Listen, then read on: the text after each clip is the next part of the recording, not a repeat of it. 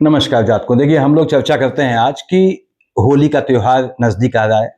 आप सबको होली की शुभकामनाएं। होलाष्टक लागू हो गया है आज से। यहाँ पे लिखा है मैंने, होलाष्टक एवं होलिका दहन लग्नों के अनुसार कैसे सभी सुखों की प्राप्ति करें।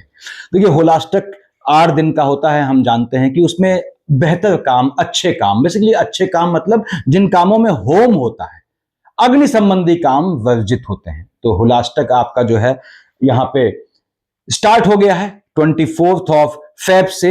ये चलेगा आपका जो है 3 मार्च तक, सुबह सुबह तक चलेगा मार्च के, क्योंकि जैसे ही होलिका दहन होता है तो होलाष्टक का स्वयं समापन हो जाता है। होलिका दहन रात के समय होगा, ठीक है, अधिकतम रात में होता है क्योंकि इसके लिए रात चाहिए होती है, नाइट चाहिए होती है और पूर्णिमा चाहिए होती है। अतः इसलिए 2 मार्च की रात को, नाइट को जो है ये होगा, इसका योग बनेगा होलिका दहन का। 12:50 नाइट की बात कर रहा हूं से 2:02, ठीक है, ये आपके 3 की सुबह तक, यानी जब आधी रात होगी, 1 घंटा 1 hour 12 minutes का, मेरे ख्याल से 1 घंटा 12 मिनट का योग बनेगा अनुमान से। तो ये ध्यान रखना है कि इस समय हमको होलिका दहन में शामिल होना है। इस ड्यूरेशन में आधी रात में पड़ रहा है, ठीक है। भद्रा पूरी नाइट की है, 2 की शाम 5:18 से 3 की सुबह 4:56 तक भद्रा लगेगी। भद्रा का जिक्र क्यों कर रहा हूं? जो लोग अकल्ट का काम करते हैं उनके संज्ञान में ये चीज रहती है, तो वो इसका यूज करते हैं। पूर्णिमा का व्रत भी लेते हैं तो 2 को पड़ेगा, 2 को चंद्र ग्रहण भी पड़ना है यहां पे, तो चंद्र ग्रहण पड़ेगा। और होली जो खेलने वाली होती है वो आप खेलेंगे 4 मार्च को। ये पोजीशन रहने वाली है। ग्रहण का टाइम समझ लें, ग्रहण जो है 3 मार्च को शाम को, यानी दोपहर में कह लीजिए 3:20 से पड़ेगा और ये 6:47 तक आपका पड़ेगा शाम के। ग्रहण, चंद्र ग्रहण की बात कर रहा हूं। सबसे बेहतरीन समय क्या होता है इसमें, किस काम के लिए समय होता है बेहतर? ये कौन सा? होलाष्टक के 8 दिनों की अवधि महामृत्युंजय का जाप नियमित रूप से करना चाहिए। श्री कृष्ण कवच कंठस्थ होना थोड़ा टफ हो जाता है, अदरवाइज श्री कृष्ण कवच का नियमित रूप से जाप करना चाहिए। ये चीजें वो हैं जो कॉमन है, ये आपको आनी ही चाहिए, करनी ही चाहिए। इनमें से किसी न किसी एक ना एक चीज को पकड़ लीजिएगा। विष्णु हरि का नाम सब किया, विष्णु हरि का है उनका नाम, और गीता पाठ करते हैं तो 3रा अध्याय अवश्य पढ़ें। इस ड्यूरेशन में गीता पाठ करना चाहिए इसमें। और सबसे बेहतर होता है आपके जो है विष्णु हरि का नाम, चाहे आप विष्णु सहस्त्रनाम पढ़ें, ठीक है, मैंने बताया हुआ है पहले वीडियोस में 107 श्लोक होते हैं, और चाहे आप माला में ओम नमो भगवते वासुदेवाय की माला जपें, या फिर आप मन में घर में फैमिली में बच्चों से, पिता माता से, पत्नी से, स्पाउस से ओम नमो भगवते वासुदेवाय नमः बोलें। जब वैसे बोलेंगे तो नमः लगाएंगे। क्षौर कर्म, दाढ़ी काटना, बाल काटना, नाखून काटना कोशिश करें कि न करें, प्रतिबंधित होता है। हालांकि अकल्ट की सिद्धि के लिए ये बहुत बेहतरीन समय होता है। अकल्ट की सिद्धि ऐसी है, साधना ऐसी है जो इस ड्यूरेशन में स्टार्ट की जा सकती है। देखिए यहां पे मैंने बता दिया है, देखिए आपके लग्न के हिसाब से क्या बनेगा, ये मंत्र लिखे हैं मैंने, और ये इन किन चीजों का होम करना है ये भी आप देख लें। यहां पे मैं बताऊं आपको, हम जानते हैं कि साहब हिरण्यकश्यप की कहानी सब जानते हैं, देखिए, और प्रहलाद को कैसे होलिका ने प्रयास किया था अग्नि में जलाने का, तो उससे क्या होता है, ग्रहों का टेम्परामेंट हॉट हो गया था। यानी इस ड्यूरेशन में होलाष्टक में जो ग्रह जो होते हैं वो अपने पीक पे आ जाते हैं टेम्परामेंट के, तो उनके उनके अंदर की गर्मी से, अब गर्म ग्रह कौन से हुए? आपके मंगल महाराज हुए, शनि महाराज हुए, राहुदेव भी हुए। तो इनकी गर्मी से बचना होता है, यानी चंद्रमा का फ्लक्चुएशन देखना होता है। चंद्रमा आपका जहां बैठेगा इन 8 दिनों में, वो जहां जहां के मालिक हैं आपने उनको साधना होता है, क्योंकि ग्रह गर्म होते हैं, हॉट टेम्परामेंट के हो जाते हैं। ये सबसे बेहतरीन समय होता है होलिका दहन का, पूर्व के पापों के शमन के लिए, पहले जो पाप किए हों उनके शमन के लिए ये बहुत बेहतरीन समय होता है। यहां पे देखिए मैंने बताया हुआ है ये कि किस चीज का होम करेंगे, मैं समझा देता हूं एक बार। ये जर्नलाइज्ड फॉर्मेट में है कि यदि आपको 2 तरह से देखते हैं इसको हम, यदि आपका हेल्थ इश्यूज आते हैं और आप कहीं काम करते हैं, वहां पे आपको उतना जो है उतना क्रेडिट नहीं मिल पाता है, आपका क्रेडिट कोई और ले जाता है, ठीक है, वजूद आपका दब गया है, तो आपको यह है, लग्न में क्या लिखा है, अक्षत रोली गन्ना पुष्प, इनकी आहुति देनी होती है होलिका दहन के समय पे। उसके बाद यदि आपके सेकंड हाउस लाइनेज में हलचल है, देखिए पीढ़ी में हलचल है, पैतृक संपत्ति नहीं मिल पा रही है, आपके पीढ़ी में लाइनेज में असामयिक निधन होते हैं लोगों के, कैसी भी हलचल आती है, धन सेव सुरक्षित नहीं हो पा रहा है कितने भी प्रयास के बाद, तो आपको जल, तुलसी पत्र और चंदन चढ़ाना होता है। कब? होलिका दहन के टाइम पे। कैसे चढ़ाएंगे मैंने पहले भी बताया है, आज भी बताऊंगा। जल का मतलब ये नहीं है कि आप एक बाल्टी लेके चले गए पानी में, ये 3 चम्मच जो छोटी कूनी आती है, या बहुत बहुत 5 चम्मच होना चाहिए पानी। और यदि आपके टेम्परामेंट में फ्लक्चुएशन का इश्यू है, भाई बहनों से नहीं पड़ती है, और बीपी इत्यादि के पेशेंट है, मन के सुकून का हनन होता है, तो आपको यहाँ पे केसर, मिष्ठान में आप कोई भी मीठी जो है मिठाई रख सकते हैं, और खासकर मिश्री जो आती है वो ज्यादा बेहतर होती है, या बांस मिश्री बोलते हैं। कपूर और चंदन इनका होम करते हैं।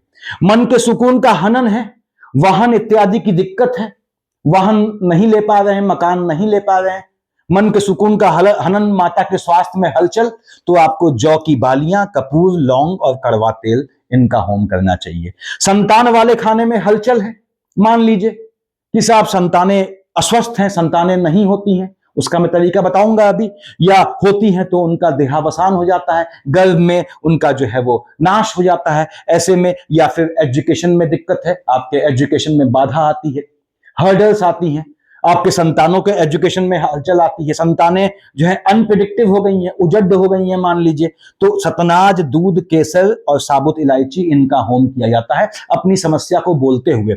अब ये समस्या को बोलते हुए होम कर देंगे, इससे काम नहीं चलेगा, ये मैंने श्लोक लिखे हैं जो बोलने होते हैं। किसको किसको छोड़ के? एक तो मैंने बताया आपको कि जो श्री कृष्ण का जो कवच होता है, महामृत्युंजय जाप है, वो कॉमन चीज है, वो तो करना है, आपने कर सकते हैं, 2 लाइन का होता है, पढ़ सकते हैं, श्री कृष्ण कवच पढ़ सकते हैं, ये अपनी इच्छा के हिसाब से साधेंगे आप। ये 4 श्लोक पढ़ने होते हैं। आपने कहा हेल्थ इश्यूज है, 6th हाउस की बात कर रहा हूं, और साहब लिटिगेशन में फंस जाता हूं, लोनिंग के ट्रैप में फंस जाता हूं, शत्रुओं से पीड़ित हूं, तो गुड़, कपूर, धतूरा और भांग इनका होम करेंगे।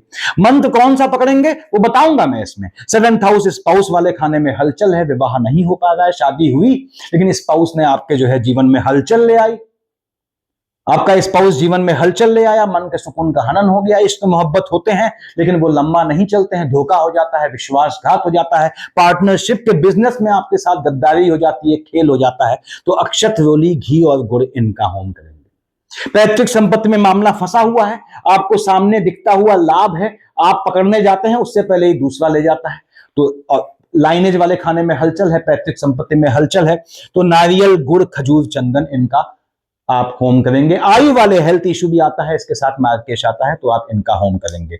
भाग्य फ्लक्चुएटिंग है, अनप्रिडिक्टिव है, भाग्य से कुछ हासिल नहीं होता है, भाग्य भविष्य जो भी काम करते हैं मात मिलती है, ऐसे में शहद, जौ, सतनाज इनका जो है वो होम करेंगे। पिता वाले खाने में हलचल है, वहां पे आपके कार्य क्षेत्र में हलचल है, बॉसेस से परेशान है, काम धंधे चेंज हो रहे हैं, स्थिर काम नहीं है, काम से धन नहीं है, तो दही, बताशे, कुमकुम, साबुत हल्दी का होम करेंगे। ऐसे मैंने यहां लिख दिया है किस काम के लिए किसका करना है। लाभ अनप्रिडिक्टिव है, लाभ सेविंग में कन्वर्ट नहीं हो रहा है, देखिए तो चने का पेड़, केसर, चने की जो डंठल आती है, और साथ में जल, तुलसी पत्र और चंदन होम करेंगे, तो वो लाभ धन के रूप में सेविंग हो जाएगा, संरक्षित हो जाएगा। एक्सपेंडिचर होता है, अकारण दौड़ा रहा है जीवन, आपको यहां से वहां ट्रांसफर होता है, चीजों का एक्सपेंडिचर, मेडिकल लाइन में एक्सपेंडिचर, मेडिकल एक्सपेंसेस बढ़ गए हैं, हर चीज का, नैतिकता से लेकर धन संपत्ति, मान सम्मान का हनन, तो जल, पुष्प, कॉइन, सिक्का और हल्दी जो है उसका करेंगे। सिक्का ऑड होगा, 1 का सिक्का होगा, ऐसा करेंगे। तो ये तो सिर्फ इसलिए इस हिसाब से है कि आपके कौन से खाने में हलचल है, कौन सा खाना आपका अनप्रिडिक्टिव है। अब इनको करने में मंत्र देखिए लिखे हैं मैंने, ओम नमो भगवते वासुदेवाय नमः। माला में मैंने बताया हुआ है जात को, ओम नमो भगवते वासुदेवाय बोलते हैं, माला के बिना नमः। तो जिसका भी होम करना है आपने, जिस भी चीज का, उसको ले जाएंगे ये मंत्र बोलते हुए। यहां मैंने अलग लिखा हुआ है, देखिए कि ये लग्न के हिसाब से आपको क्या चीज सूट करती है, वो अलग बात है। यहां बता रहा हूं क्या चीज साधनी है आपने। अब यहां पे आपने कहा साहब ओम नमो भगवते वासुदेवाय नमः का नाम लेते हुए जाएंगे होम करने, उससे क्या होगा, सभी दोषों का शमन होता है। और यदि आपसे जीवन में न जानते हुए जीव हत्या हो गई है तो उसका भी शमन हो जाता है। लेकिन याद रखिएगा कि इस मंत्र को बोलने के बाद अगर आपसे जीव हत्या या ऐसा कुछ कर्म हुआ है जो गलत था, नैतिक रूप से प्रतिबंधित था, नैतिक रूप से बोल रहा हूं, तो उसका रिपीटिशन नहीं होना चाहिए, अदरवाइज साइक्लिक लूप बनता है। ओम नरसिंहाय नमः, पहले के पाप, पूर्व के पापों का शमन।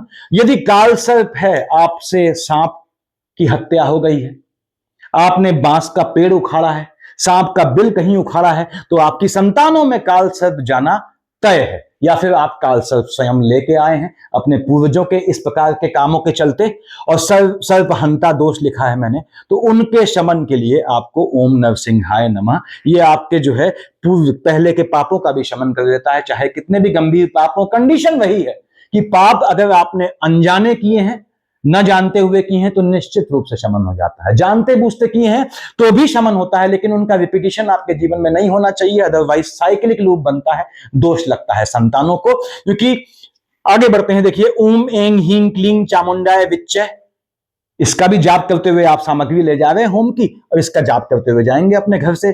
घर से निकलेंगे तो जाप करना शुरू कर देंगे, याद रखिएगा। मन में शत्रुओं का नाश, 6th हाउस, शत्रुओं का नाश करता है ये।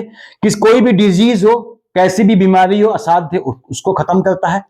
कैसे भी लोनिंग के ट्रैप में हो, उसे खत्म करता है। यदि आपको नजर का दोष लगता है तो उसे खत्म करता है।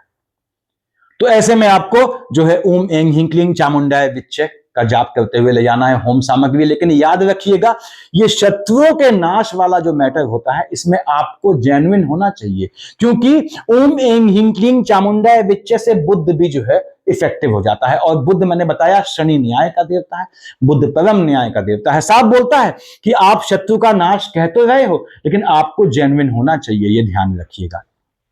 ओम होलिकाय नमः, जीवन में कैसी भी नकारात्मकता है उसको लेके आप होम करेंगे, ये मंत्र बोलते हुए, घर से बोलते हुए जाएंगे, तो जो है वो उस नकारात्मकता को खत्म करेगा, समाप्त करेगा। यहां पे इस तरह से है, यहां मैंने लिखा है, देखिए होलाष्टक हमने लिखा हुआ है, फाल्गुन शुक्ल पक्ष अष्टमी से पूर्णिमा तक चलता है, 8 दिन का होता है। देखिए यहां पे ये ठीक है, यानी 8 दिन चलता है। 8 दिनों में ऐसे काम नहीं किए जाते जो सकारात्मक हो।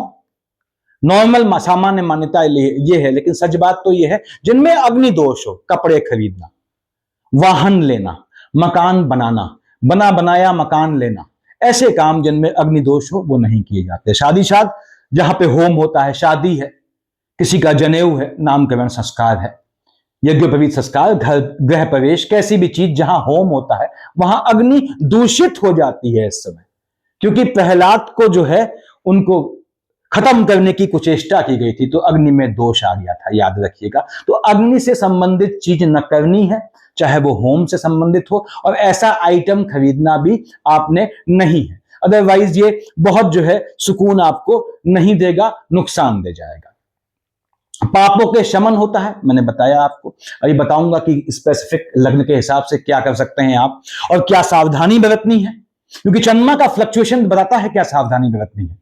शुक्र आपका उच्च या नीच का है, बृहस्पति को देखता है, बृहस्पति शुक्र को देखता है, या शुक्र की राशि वृष तुला को देखता है, या शुक्र बृहस्पति की राशि धनु मीन को देखता है, या बृहस्पति शुक्र में से कोई नीच है, या उनका युति दोष है, विष्णु सहस्त्र नाम पकड़ लीजिएगा, इस ड्यूरेशन में आपको तार देगा। ठीक है, तब भी आपने ये करना है। ठीक है, यानी शुक्र और बृहस्पति में से कोई भी फ्लक्चुएटिंग हो, चंद्रमा केतु दोनों से दृष्ट हो, तो भी आपने ये काम करना है। यानी ये कहां कहां आपको ये चीजें करनी पड़ती हैं, वो मैं बता रहा हूं कि कहां आपको जो है होलिका दहन का और होलाष्टक का फायदा उठाना है। कैसी भी मनुष्यत है घर पे, कैसी भी नजर लगी है, देखिए कैसा भी टोना टोटका किया गया है, उसका शमन भी हो जाता है इन चीजों से। उसमें टोना टोटका शमन में ओम एंग हींग क्लीं चामुंडाय विच्चे का सहारा लेना पड़ता है। तो ये कैसा भी टोना टोटका होलिका दहन निकालने का आपको मजबूत मौका देता है साल में एक बार, और कितनी देर के लिए, मुश्किल से 1.25 घंटे के लिए, जब वो होलिका दहन का योग बनेगा। ठीक है, तो आप समझ गए नेगेटिविटी। पशुपतिनाथ को पूछते हैं, माता पार्वती को पूछते हैं, गणेश जी को पूछते हैं, तो बहुत बेहतरीन है। लेकिन याद रखिएगा कि अनैतिक यौन संबंध नहीं बनाने होते फिर इन 8 दिनों में। ये पशुपतिनाथ के भक्तों के साथ थोड़ा बंधन होता है, मैंने पहले भी समझाया हुआ है ये चीज। यौन संबंधों से नहीं, अनैतिक यौन संबंधों से, जो नैतिक रूप से सम्मत नहीं है, उनसे बिल्कुल बचना होता है, याद रखिएगा। सबसे बेहतरीन फायदा क्या होता है आपके होलिका दहन का, कि जो भी खाना आपकी लग्न कुंडली ये है, आपने कहा साहब 6th हाउस खाली है, कोई दिक्कत नहीं, डिजीज वाला खाना खाली है, होने दीजिए, दुश्मनों वाला खाना खाली है, होने दीजिए, लोनिंग के ट्रैप वाला खाना खाली है, होने दीजिए, आपने कहा साहब एक्सपेंडिचर वाला खाना खाली है, होने दें, अच्छी बात है, अष्टम खाली है, अच्छी बात है। लेकिन दिक्कत कहां है? एम्प्लॉयमेंट वाला खाना खाली है, मन के सुकून वाला खाना खाली है, लग्न खाली है, भाग्य वाला खाना खाली है, आपके लाभ वाला खाना खाली है। तो कुंडली में जो भी खाना खाली हो उसके आइटम, अब आपने कहा भाग्य वाला खाना खाली है तो शहद, जौ और सतनाज का होम करना है। इसमें पहला मंत्र पकड़ लेंगे, ओम नमो भगवते वासुदेवाय नमः। यानी होलिका दहन का ये तो बहुत बेहतरीन फायदा निकला जातकों कि कोई भी खाना जो अच्छा है लेकिन आपकी कुंडली में खाली है, अनइफेक्टिव है, मेच्योर नहीं हुआ है, एक्साइट नहीं हुआ है, उत्तेजित नहीं हुआ है, आपको दे नहीं पा रहा है, ऐसे में उस खाने की चीज का आप होम कर देंगे तो वो आपको देना शुरू कर देगा। यानी खाली स्थान को ये जो है एक्टिवेट कर देगा। ये तो बहुत अच्छी बात है किसी भी अच्छे भाव को, ऑब्वियसली, ठीक है। तो मैंने बताया कि स्टार्टिंग, जिस भी काम की स्टार्टिंग में अग्नि का यूज हो या जहां अग्नि भय हो, अग्नि दोष संबंध हो, ऐसा काम नहीं करना है। मैंने लिस्ट बताई। मकान लेना भी बना बनाया वो भी दिक्कत है। जमीन ले सकते हैं, ले सकते हैं, उसमें लग्नों का बंधन होता है, मैंने पहले बताया हुआ है वीडियोस में। अब बच्चे, छोटे बच्चे हैं, चोट चपाट लग रही है, गर्भस्थ शिशु है बहन, गर्भ गिर जा रहा है, तो गर्भ का ऐसे आपने किस चीज से, संतान वाले खाने में क्या है, सतनाज, दूध, केसर, साबुत इलायची, इस तरह से सब इतना नहीं लेना है, इतना मुट्ठी में आ जाए, बाएं हाथ से लेके आपने ऐसे फिराया 3 बार और होम कर दिया। मंत्र बोलते हुए जाएंगे, पहला मंत्र काम कर जाएगा। अगर गर्भ गिर रहा है लंबे समय से, इसको प्रयास कीजिएगा, इसको ट्राई करने का। निश्चित रूप से ये वही काम करता है जो हरिवंश पुराण करता है संतान के लिए, तो इतना ज्यादा इफेक्टिव है ये चीज। उसके बाद आपके गर्भ पे नजर है, बच्चों पे नजर है, आपके हस्बैंड या वाइफ पे दूसरे की नजर है, ठीक है, नजर लग जाती है तो नजर उतारें। कैसे उतारेंगे? उतार के होम करेंगे, जौ की बाली से उतारेंगे, याद रखिएगा। चाहे छोटे बच्चे हों, शिशु हों, गर्भस्थ शिशु हो जो। और यदि आपकी संपत्ति पे, आपके मकान पे, आपकी जमीन पे, आपकी शोहरत पे दूसरे की नजर लगती है, आपके मकान पे लगती है, तो आपका बढ़िया मकान है, लोग कहते हैं आह ठीक है, नजर लग गई आपको, तो ऐसे में चने की बाली से नजर उतारेंगे, याद रखिएगा। तो जो सजीव है उनमें अलग चीज है, और जो निर्जीव है, यानी सजीव में जौ की बाली, निर्जीव में जो है वो आपको जो है चने की बाली से करना होता है होम। ऐसे फिरा के आपने कर देना होता है लेफ्ट हैंड से। अग्नि में होम कर देंगे, मंत्र कोई पकड़ लेंगे, पहला पढ़ेंगे, सात्विक रहेगा। जितना ज्यादा बढ़ते जाएंगे स्ट्रेंथ बढ़ेगी, हालांकि लास्ट वाला जो है वो कॉमन है तो वो कहीं भी पढ़ सकते हैं आप। अग्नि में होम करेंगे, होम करके आपने होम किया, ठीक है। कब राइट से करते हैं, कब लेफ्ट से, कब कलाई पकड़ते हैं, मैंने बताया हुआ है पहले वीडियोस में। होम किया तुरंत हट गए वहां पे, जो आप लोग वहां पे जलाते हैं, अग्नि जलाते हैं, बहुत बढ़िया है। देखिए आसपास कुछ सीनियर लोग कुर्सी लेके बैठ जाते हैं, तो मैंने बताया हुआ है अग्नि यहां जल रही है, अग्नि की ओर मुंह न करें, ऐसे बैठे तिरछे, ठीक है। दूसरी चीज, इतनी डिस्टेंस पे बैठे कि कोई चीज होम करता है, कभी कभी काफी लोग क्या है नेगेटिविटी को दूर करने के लिए होम करते हैं, उसका कोई चीज छटक के आप पे ना आए, ये एश्योर होना पड़ता है या करना पड़ता है आपको, तो डिस्टेंस रखें। और सबसे बढ़िया ये होता है कि अपना काम किया, 10 मिनट साइड में आप खड़े हुए सुकून से, और कोई वहां फालतू बात नहीं करनी, बकबक नहीं करनी है, वहां राजनीति नहीं करनी है। आप जो मंत्र बोलते गए हैं होम के बाद भी उसी मंत्र को, ओम नमो भगवते वासुदेवाय, ओम नमो भगवते वासुदेवाय, मन में बोलते हुए, दूसरा न सुने, ध्यान रखिएगा, ठीक है। तो अब हम बात करते हैं यहाँ पे, मैंने बताया फाल्गुन शुक्ल अष्टमी से पूर्णिमा तक चलता है होलाष्टक। होलाष्टक में लोग कहते हैं नॉर्मली क्या है कि कैसे काम अवॉइड करने हैं, मैंने बताया आपको। अब यहां मेष, वृष, मिथुन, कर्क, सिंह, कन्या, तुला, वृश्चिक, धनु, मकर, कुंभ, मीन लिखा है मैंने। सामान्य स्थितियों में अगर आपके पास कोई इशू नहीं है सिर्फ सुख के लिए, मन के सुख के लिए होम करना है, लिख दिया है। मेष गेहूं बाली कपूर का, वृष चने का पेड़ रोली का, मिथुन जल अक्षत पुष्प का होम करेंगे, कर्क हल्दी गुड़ बताशे का करेंगे, ऐसे सिंह गुलाल नारियल करेंगे। यहां लिख दिया है, स्क्रीनशॉट आपने ले लिया होगा। अब सबसे बड़ी बात यह होती है कि होलाष्टक में किस चीज से सावधान रहें। मैं जब इसको रख दूं, देखिए होलाष्टक में किस चीज से सावधान रहें, यह सब डिपेंड करता है कि चंद्रमा कहां बैठा है। अब आपने कहा साहब कि 3 तारीख को सुबह सुबह जो है वो आपका होलाष्टक भंग, यानी 2 तक है। तो ये तारीख क्या हुई, 24, 25, 26, 27, 1, 2 को बेसिकली ये कंप्लीट जो है दिन में ये होलाष्टक का योग बन रहा है। ठीक है, अब 26, 27, 28 और आपके 1, 2, ठीक है, मैं यहां 28 भी लिख दे रहा हूं। अब यहां पे मेष वालों के लिए, जो मेष लग्न वाले हैं, सेकंड हाउस में, क्योंकि चंद्रमा 2 सेकंड भाव में, क्या लिखा है मैंने, सेकंड भाव यानी विष में, देखिए सेकंड हाउस में है। और यहां पे आपके चंद्रमा बैठा कहां पे, समझ लें आप, सेकंड हाउस में है, यानी कि आपके मेष लग्न वालों आपके सेकंड हाउस में है 24, 25 को। यानी चंद्रमा ये पहले में मेष से क्यों देख रहे हैं, क्योंकि मेष में जो आपका खाना वही संख्या, मैंने समझाया हुआ है आप लोगों को। तो आपका चंद्रमा का पोजीशन क्या रहेगी कि आपकी 24, 25 तारीख को वृष राशि में होगा, 26, 27, 28 के मिड तक ये मिथुन में होगा, और 1, 2 को ये होगा कर्क में।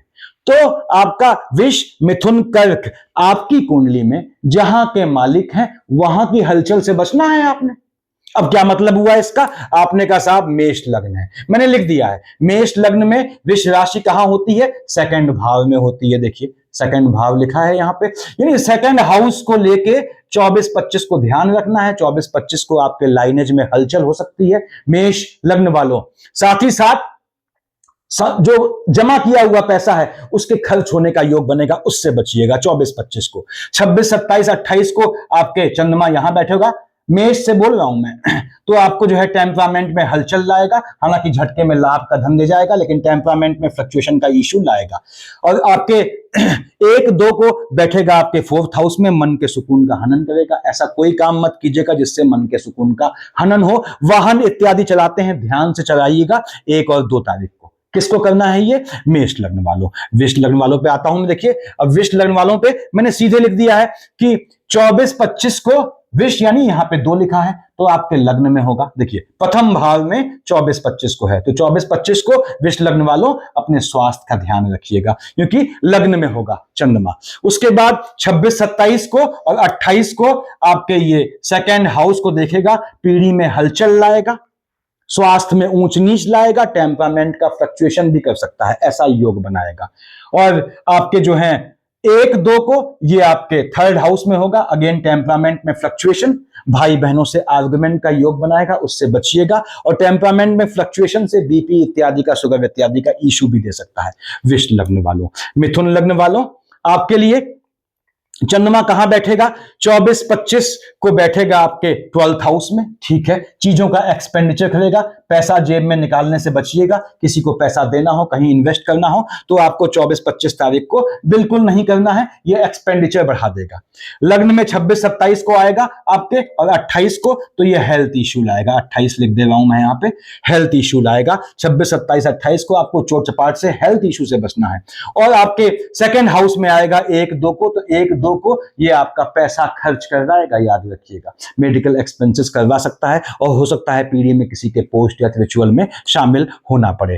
कर्क वाले भाइयों आपके कहां बैठेगा चंद्रमा, 11th हाउस में बैठेगा। कब, 24, 25 को, और 26, 27, 28 को आपके 12th हाउस में जाएगा। तो 24, 25 को ये आपको झटके में लाभ का योग देगा, लेकिन एजुकेशन में गैप लाएगा, संतानों वाले खाने में हलचल ला सकता है। थोड़ा जो लॉटरी सट्टा जुआ ट्रेडिंग से लाभ करते हैं वहां थोड़ा आपका मन जो है अवसादग्रस्त हो सकता है, वो एक्सपेक्टेशन न मिले, ऐसा योग बनाएगा 24, 25 को। 25, 26, 27 को आएगा 12th हाउस में, ये एक्सपेंडिचर करवाएगा चीजों का, स्वास्थ्य का भी, हेल्थ में भी इशू लाएगा। दुश्मनों की नजर अगर लगती है तो आपको ये ऐसा योग बनाएगा 26, 27, 28 को, दूसरों की नजर से बचिएगा। 1, 2 को लग्न में बैठेगा तो हेल्थ इशू लाएगा, उससे थोड़ा बचिएगा। मन जो है जिसे कहते हैं डिसीजन गलत चले जाना, तो मन अवसादग्रस्त हो जाना, ऐसे योग बनाएगा। सिंह वालों, आपके लिए 24-25 को बैठेगा आपके 10th हाउस में, काम धंधे में चेंजेस का योग लाएगा। आक्षेप का भी योग बन सकता है, थोड़ा डिमोशन इत्यादि चीजों से या इंक्वायरी से बचिएगा। 26-27 को लाभ वाले खाने को अनप्रिडिक्टेबल बनेगा, संतान वाले खाने में हलचल लाएगा। और आपके 1-2 को 26-27-28 को, उसके बाद 1-2 को ये आपके आएगा 12th हाउस में, तो 1-2 को आपने बचना है अकारण अनायास होने वाले खर्चों से। कन्या लग्न वालों, आपके जो है 24-25 को बैठेगा 9th हाउस में, तो पहली बात तो ये लॉटरी सट्टा जुआ ट्रेडिंग से लाभ देगा, लेकिन भाई बहनों से संबंध बिगाड़ेगा, आर्गुमेंट करवा सकता है, टेम्परामेंट में फ्लक्चुएशन से बच के चलिएगा। और आपके 26-27-28 को ये बैठेगा आपके एम्प्लॉयमेंट वाले खाने में, सेम प्रॉब्लम, काम धंधे में चेंजेस, काम धंधे में आक्षेप का योग और स्थान बदलने का योग बनाएगा। 26-27-28 अवॉइड कीजिएगा। 11th में आपके बैठेगा 1 और 2 तारीख को, यानी कि आपको जो है 1 और 2 तारीख को संतान वाले खाने में हलचल आ सकती है, संतानों को वाहन देना अवॉइड कीजिएगा। तुला लग्न वालों, आपके जो है 8th हाउस में आएगा 24-25 को, देखिए तो 24-25 और यहाँ 26-27-28 लिख दूं, तो 8th हाउस में आने से ये आपके लाइनेज में हलचल लाएगा, पीढ़ी में स्वास्थ्य में ऊंच नीच ला सकता है, पैतृक संपत्ति में कुछ लोचा कर सकता है, खेल कर सकता है आपके साथ। 26-27-28 को भाग्य वाले खाने में आएगा, टेम्परामेंट का इश्यू लाएगा, भाई बहनों से आर्गुमेंट का योग, लेकिन ये यहाँ पे एक फायदा है, ये आपको झटके वाले काम से पैसा दे जाएगा। और आपके 10 को आएगा, 10 पे आएगा आपके यानी एम्प्लॉयमेंट वाले खाने में आएगा 1-2 को, तो काम धंधे में चेंजेस कैसा भी मत कीजिएगा, स्थान भी मत बदलिएगा, 1-2 को यात्रा भी अवॉइड कीजिएगा।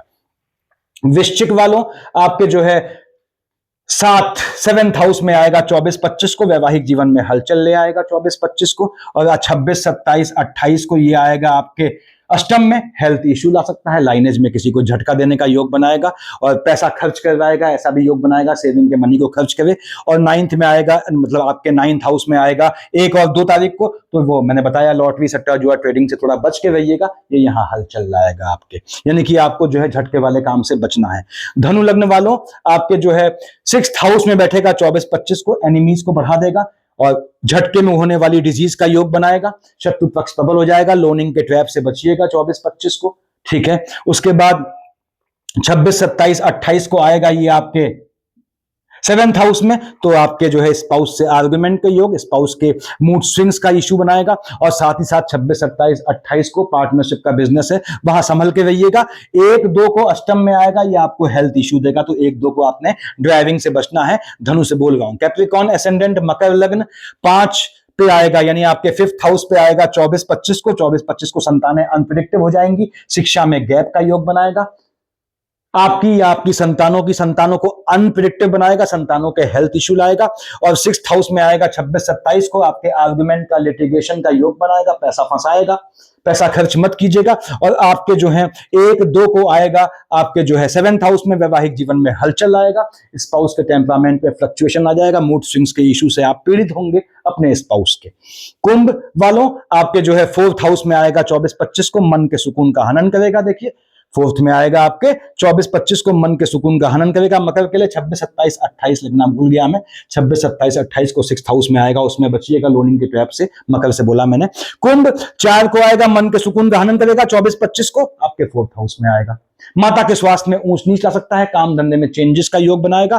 5 पे यानी 5th हाउस में आएगा 26-27, संतान वाले खाने को अनप्रिडिक्टिव बनाएगा, संतानों को लेके बहुत केयरफुल रहिएगा, गर्भस्थ शिशु का ध्यान रखना होगा। आपके जो भी कुंभ लग्न वाली जातिकाएं हैं यानी प्रेग्नेंट हैं, तो उसके बाद चंद्र ग्रहण में भी खास ध्यान रखना होगा आपको। और आपके 6th हाउस में आएगा आपके 1 और 2 तारीख को, तो 1 और 2 को आपने भी कुंभ लग्न वालों एनिमीज से बचना है, लोनिंग के ट्रैप से बचना है, लिटिगेशन से बचना है। मीन लग्न वाले भाइयों और बहनों, आपके 3rd हाउस में आएगा 24-25 को, यहां आएगा 24-25 को, टेम्परामेंट में फ्लक्चुएशन, लेकिन लॉटरी सट्टा जुआ ट्रेडिंग से लाभ दे जाएगा। टेम्परामेंट में फ्लक्चुएशन इशू बढ़ जाएगा जब मार्केश का कॉम्बिनेशन हो, मैं समझाता हूं हमेशा।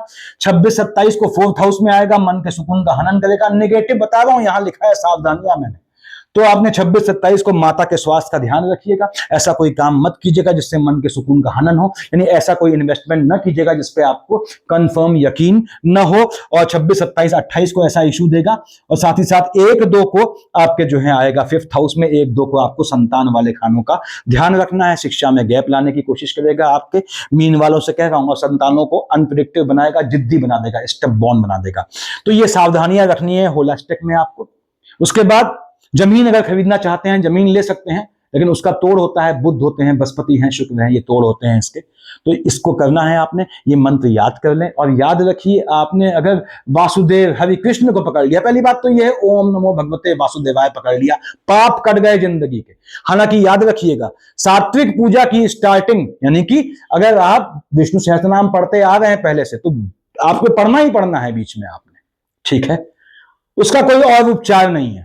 और अगर शुरू कर रहे हैं आप, तो उससे एक दिन पहले, मैंने पहले बताया हुआ है वीडियोस में, शुरू कर दिया करें, होलाष्टक से पहले स्टार्ट कर दे पूजा। अगर कोई सात्विक पूजा के लिए, ऐसी पूजा जो लॉन्ग टाइम करें, जिसमें उद्यापन करना पड़े, उठाते हैं, तो आपको ये ध्यान रखना पड़ता है। और श्री कृष्ण कवच तोड़, हर चीज का तोड़ है, उसको कर सकते हैं। गीता का 3रा अध्याय पढ़ते हैं तो यकीन जानिए, जो लोग मोक्ष के लिए प्रयासरत हैं, उनके लिए मोक्ष का मार्ग प्रशस्त करता है।